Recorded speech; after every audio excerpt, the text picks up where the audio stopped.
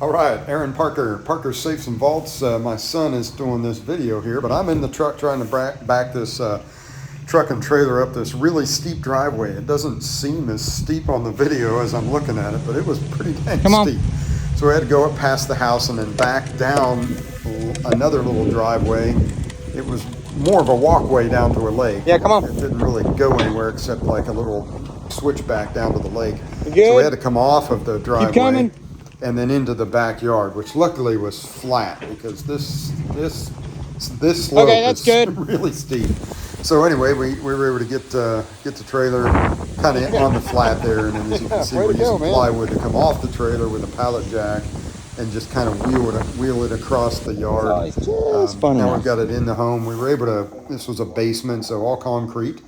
And we're able to just bring it through with a pallet jack, which is kind of rare, but when it works out, it's great. You can keep the pallet jack the whole time. But we've got the safe now from the side to bring it through a doorway, and we have a threshold where we kind of have to work the safe over the threshold, and we do that with blocks of wood.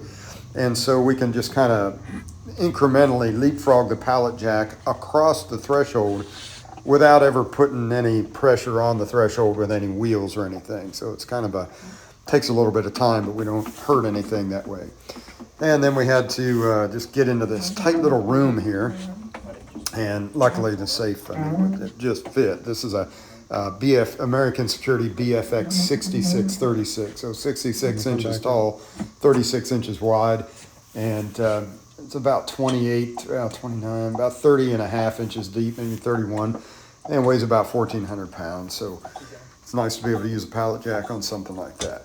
So this next little step is we've got it from the side, but we need to get it from the front. So I put that block in there. That'll have to go away. And then we're going to do it a different way, but we thought it through a little bit. Now we can just kind of slide this pallet jack over into the front. We have it cribbed up on three sides there. So both back, there's two blocks on the back and one on the front.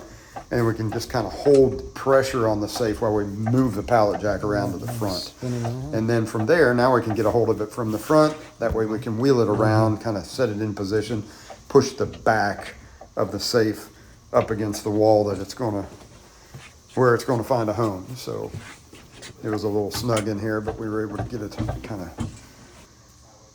jockey it around and into place. So there it is in place, and all set up, all plugged in, so the light kits work and all that. So that's it.